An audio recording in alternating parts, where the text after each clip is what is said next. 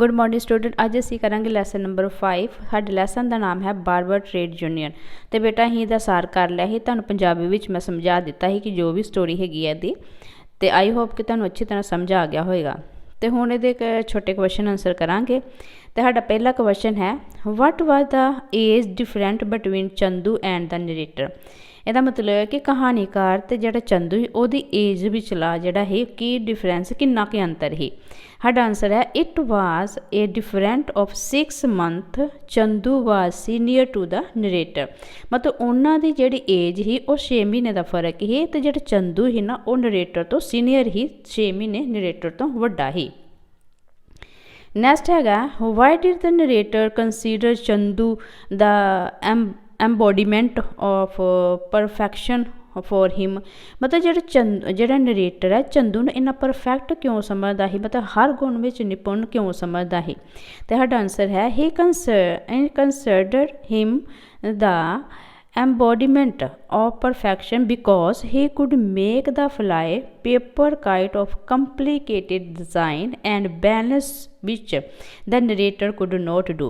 कहता कि वो इस करके उन्होंने चंगा समझदा सी, इस करके हर काम में निपुण समझदा ही, क्योंकि वो एक इहो जिहा कंप्लीकेटेड डिजाइन वालियां गुंझलदार डिजाइन वालियां काइट बनांदा ही ते उन्हां नूं उडांदा ही, जिहड़ा कि नरेटर नहीं कर सकदा ही। ठीक है। नैक्सट हैगा, why was Chandu not good at doing sum at school. कहते हैं कि जिहड़ा चंदू ही स्कूल का काम करने विच क्यों नहीं, मतलब सम कड्ढण विच क्यों नहीं गुड। तो साडा आंसर है he was not good at doing sum because, क्योंकि वो काम करने विच नहीं चंगा, क्योंकि he did not do any homework. वो घर दा मतलब स्कूल का काम नहीं करता, तां करके उहदे कोल सम नहीं निकलते। गिविंग बाय द टीचर, जिहड़ा होमवर्क टीचर दिंदे ही वो नहीं करता। And he went to learn the work as a barber. तो वह सिर्फ अपने पिता पुरखी काम नूं सीखण वास्ते जांदा ही, एक बार्बर दा, एक नाई दा। ठीक है। तो उहदे कोल इन्ना टाइम नहीं हुंदा कि वह होमवर्क कर सके, तां करके वह कोई भी काम जिहड़ा स्कूल का काम नहीं कर सकता ही। ठीक है। अगे हैगा फोर्थ, कहते ने why did the narrator mother constantly आगे हैगा है इस तरह कहांगे कि डिसवेट कंसटेंटली डिसवेट क्यों करती ही him to play with Chandu. जिहड़ी नरेटर दी मदर है वो मतलब चंदू नाल खेडण वास्ते लगातार नरेटर नूं क्यों मना करती ही। ठीक है। क्यों उन्होंने नाल नहीं खेडण दिंदी। तो साडा आंसर है she dissuade him by saying that, मतलब वो इस करके नहीं खेलने देना चाहती that Chandu was a lower caste barber son, क्योंकि जिहड़ा चंदू ही एक छोटी जात दे नाई दा मुंडा सी। And he had to keep up the status of his caste and class. तो इस करके उहदी जिहड़ी उच्ची जात ही, उच्चे स्टेटस दे करके वो जिहड़ी चंदू नाल खेडण नहीं दिंदी, क्योंकि जिहड़ा नरेटर ही वो हाई कास्ट दा ही। ठीक है। अगे हैगा, what does the narrator tell us about Chandu's dress. तो जिहड़ा है नरेटर वो की दसदा चंदू की ड्रैस बारे।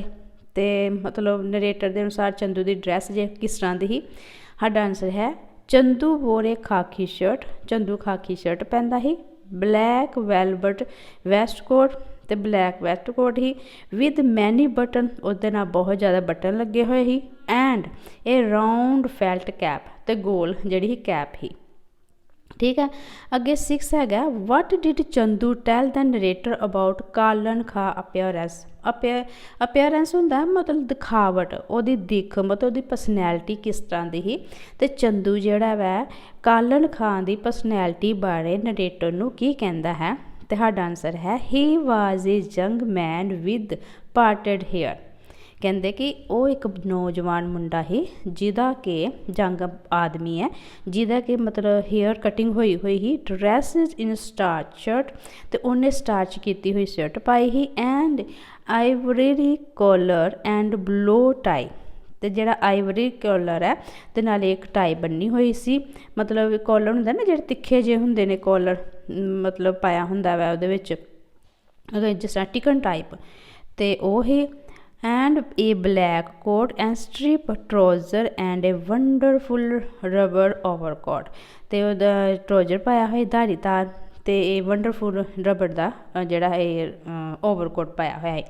ਅੱਗੇ ਹੈਗਾ ਸਾਡਾ answer why did Bijchand the landlord turn Chandu out of his house. ਜਿਹੜਾ ਵਿਜੇ ਜਿਹੜਾ ਚੰਦ ਸੀ ਉਹਨੇ ਜਿਹੜਾ ਜ਼ਮੀਨ ਦਾ ਵਿਜੇ ਚੰਦ ਆ ਉਹਨੇ ਚੰਦੂ ਨੂੰ ਆਪਣੇ ਘਰੋਂ ਕਿਉਂ ਮਤਲਬ ਨਿਕਲਣ ਵਾਸਤੇ ਕਿਹਾ। ਸਾਡਾ ਆਨਸਰ ਹੈ he told him to get out of his house as he was defilling with it a leather bag of cowhide, a coat of some animal's marrow, and to wear the dress suiting his profession। ਕਹਿੰਦੇ ਨੇ ਕਿ ਉਹਨੂੰ ਇਸ ਕਰਕੇ ਮਨਾ ਆਪਣੇ ਘਰ ਵਿੱਚੋਂ ਜਾਣ ਵਾਸਤੇ ਕਹਿੰਦਾ ਕਿਉਂਕਿ ਉਹਨੇ ਲੈਦਰ ਦਾ ਕਾਓ ਬੈਗ ਫੜਿਆ ਹੋਇਆ ਸੀ ਅਤੇ ਕੋਟ ਪਾਇਆ ਸੀ ਐਨੀਮਲ ਦੀ ਖੱਲ ਵਾਲਾ ਅਤੇ ਨਾਲੇ ਉਹਨਾਂ ਡਰੈਸ ਜਿਹੜੀ ਸੀ ਉਹ ਕਹਿੰਦਾ ਸੀ ਕਿ ਜੇ ਮੇਰੇ ਘਰ ਆਉਣਾ ਤਾਂ ਤੁਸੀਂ ਆਪਣੀ ਸ਼ੂਟੇਬਲ ਜਿਹੜੀ ਤੁਹਾਨੂੰ ਡਰੈਸ ਤੁਹਾਡਾ ਪ੍ਰੋਫੈਸ਼ਨ ਜੇ ਨੁਆਈ ਹੈ ਤਾਂ ਨੁਆਈ ਵਾਲੇ ਹੀ ਕੱਪੜੇ ਪਾ ਕੇ ਆ। ਠੀਕ ਹੈ। ਅੱਗੇ ਹੈਗਾ what did the shahukar think about Chandu wearing cloth like a doctor. ਅਤੇ ਕਹਿੰਦਾ ਕਿ ਜਿਹੜਾ ਸ਼ਾਹੂਕਾਰ ਹੈ ਜਦੋਂ ਚੰਦੂ ਡਰੈਸ ਪਾ ਕੇ ਆਇਆ ਸੀ ਇੱਕ ਡਾਕਟਰ ਦੀ ਤਰ੍ਹਾਂ ਤਾਂ ਕੀ ਸੋਚਦਾ। ਅਤੇ ਸਾਡਾ ਆਨਸਰ ਹੈ he abused him and told him to come back in on his own cloth and not wear the defiled cloth of the hospital people. ਕਹਿੰਦਾ ਕਿ ਉਹਨੇ ਉਹਨੂੰ ਗਾਲਾਂ ਕੱਢੀਆਂ ਅਤੇ ਕਹਿੰਦਾ ਕਿ ਜੇ ਤੂੰ ਮੇਰੇ ਘਰ ਵਾਪਸ ਆਉਣਾ ਤਾਂ ਚੰਗੀ ਤਰ੍ਹਾਂ ਜਿਹੜੇ ਕੱਪੜੇ ਪਾ ਕੇ ਆਵੇ ਮਤਲਬ ਹੋਸਪਿਟਲ ਵਾਲੇ ਡਾਕਟਰ ਦੀ ਤਰ੍ਹਾਂ ਕੱਪੜੇ ਨਾ ਪਾ ਕੇ ਆਵੇ। ਠੀਕ ਹੈ। ਅੱਗੇ ਹੈਗਾ ਵਾਈ ਹੈਡ ਦਾ ਲੈਂਡਲੋਰਡ ਸਮਰਡ ਪੰਡਿਤ ਪਰਮਾਨੰਦ।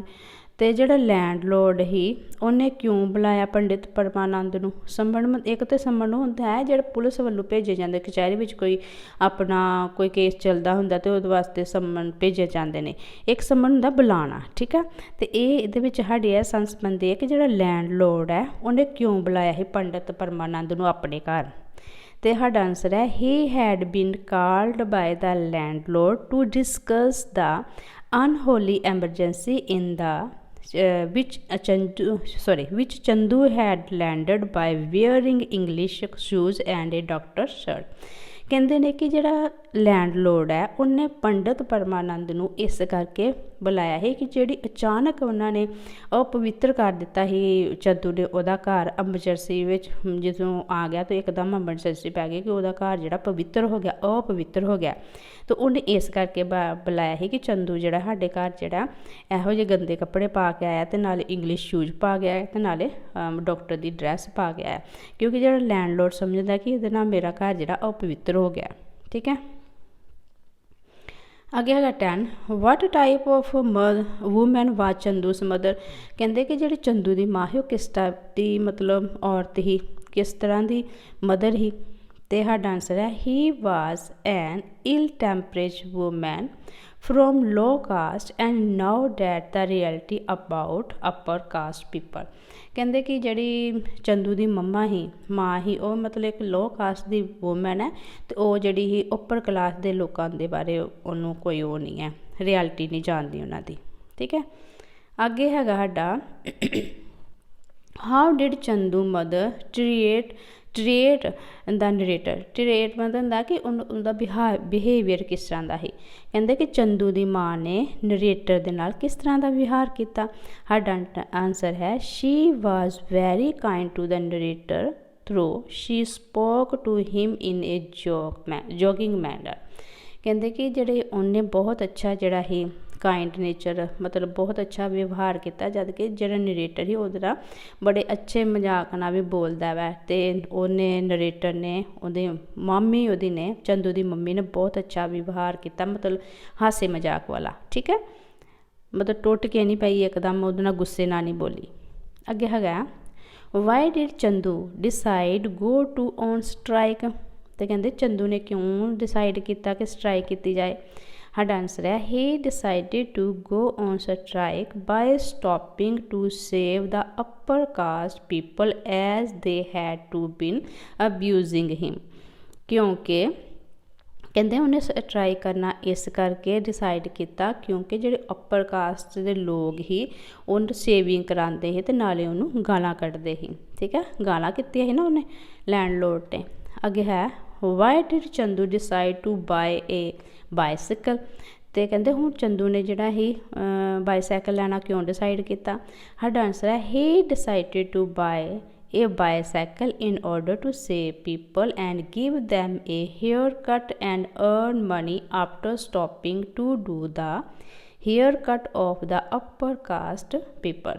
ਕਹਿੰਦਾ ਕਿ ਉਹਨੇ ਇਸ ਕਰਕੇ ਸਾਈਕਲ ਲੈਣ ਦਾ ਡਿਸਾਈਡ ਕੀਤਾ ਕਿ ਜਿਹੜਾ ਹੁਣ ਸ਼ੇਪ ਕਰਨ ਜਾਂਦਾ ਵਾ ਅਤੇ ਪੈਸੇ ਕਮਾਉਣ ਜਾਂਦਾ ਵਾ ਉਹ ਸਟੋਪ ਕਰ ਦੇਗਾ ਅਤੇ ਹੇਅਰ ਕੱਟ ਲੋਕਾਂ ਜਿਹੜੇ ਰਿਚ ਲੋਕ ਆ ਉਹਨਾਂ ਦੀ ਹੇਅਰ ਕੱਟ ਜਿਹੜੀ ਆ ਉਹ ਨਹੀਂ ਕਰੇਗਾ। ਤਾਂ ਉਹਨੇ ਵਿਦਰੋਹ ਕਰਨ ਵਾਸਤੇ ਜਿਹੜਾ ਇਹ ਸਾਈਕਲ ਲਿਆ ਸੀ। ਠੀਕ ਹੈ, ਅੱਗੇ ਹੈਗਾ ਵਾਈ ਹੈਡ ਦਾ ਮੈਨ ਗੈਦਰਿੰਗ ਇਨ ਦਾ ਸ਼ਾਹੂਕਾਰ ਸ਼ੋਪ। ਅਤੇ ਜਿਹੜੇ ਆਦਮੀ ਹੀ ਸ਼ਾਹੂਕਾਰ ਦੀ ਸ਼ੋਪ 'ਤੇ ਕਿਉਂ ਇਕੱਠੇ ਹੋ ਗਏ। ਸਾਡਾ ਆਨਸਰ ਹੈ they had gathered there around the figure of the landlord to talk with ਹਿਮ।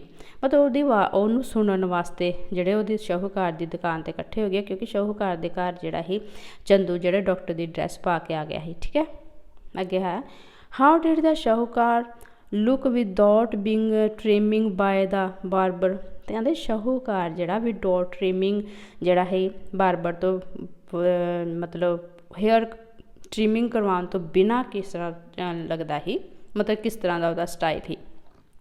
ਕਹਿੰਦੇ he looked like a temper with the brown colour of tobacco on his big moustache. ਕਹਿੰਦੇ ਕਿ ਉਹ ਜਿਹੜਾ ਸੀ ਇਸ ਤਰ੍ਹਾਂ ਲੱਗਦਾ ਸੀ ਜਿਵੇਂ ਮਤਲਬ ਬਿਨਾਂ ਦਾੜੀ ਲੰਮੀ ਦਾੜੀ ਦੇ ਕਰਕੇ ਉਹ ਜਿਹੜਾ ਇੱਕ ਕੋੜੀ ਦੀ ਤਰ੍ਹਾਂ ਨਜ਼ਰ ਆਉਂਦਾ ਸੀ ਜਿਹਦਾ ਕਿ ਬਰਾਊਨ ਕਲਰ ਤੰਬਾਕੂ ਦਾ ਉੱਤੇ ਪਾਇਆ ਹੋਵੇ, ਮਤਲਬ ਇਸ ਤਰ੍ਹਾਂ ਉਹਦੀ ਵੱਡੀ ਦਾੜੀ ਲੱਗਦੀ ਸੀ। ਅੱਗੇ ਹੈ what joke become popular in every home and why. ਅਤੇ ਕਹਿੰਦੇ ਕਿ ਹਰ ਘਰ ਦੇ ਵਿੱਚ ਕਿਹੜਾ ਜੋਕ ਜਿਹੜਾ ਪੋਪੂਲਰ ਹੋ ਗਿਆ ਅਤੇ ਕਿਉਂ ਹੋ ਗਿਆ।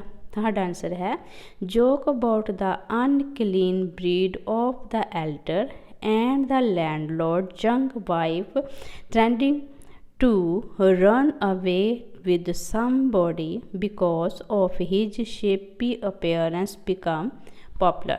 ਕਹਿੰਦੇ ਆ ਕਿ ਇਹ ਜਿਹੜਾ ਮਤਲਬ ਜੋਕ ਇਸ ਕਰਕੇ ਪ੍ਰਸਿੱਧ ਹੋ ਗਿਆ ਹਰ ਘਰ ਵਿੱਚ ਕਿਉਂਕਿ ਜਦੋਂ ਚੰਦੂ ਨੇ ਉਹਨਾਂ ਨੂੰ ਰੋਕ ਦਿੱਤਾ ਕਿ ਮੈਂ ਕਿਸੇ ਦੇ ਘਰ ਜਾ ਕੇ ਸ਼ੇਪ ਨਹੀਂ ਕਰਵਾਉਣੀ ਲੈਂਡਲੋਰਡ ਦੀ, ਕਿਸੇ ਅਮੀਰਾਂ ਦੇ ਘਰ ਜਾ ਕੇ ਸ਼ੇਪ ਨਹੀਂ ਕਰਾਉਣੀ, ਅਤੇ ਜਿਹੜੇ ਲੈਂਡਲੋਰਡ ਸੀ ਉਹਦੀ ਵੱਡੀ ਦਾੜੀ ਹੋ ਗਈ ਅਤੇ ਉਹ ਜ਼ਿਆਦਾ ਉਮਰ ਦਾ ਸੀ ਅਤੇ ਉਹਦੀ ਵਹੁਟੀ ਜਿਹੜੀ ਸੀ ਉਹਦੀ ਮਿਸਿਸ ਜਿਹੜੀ ਉਹ 20 ਈਅਰ ਦੀ ਸੀ।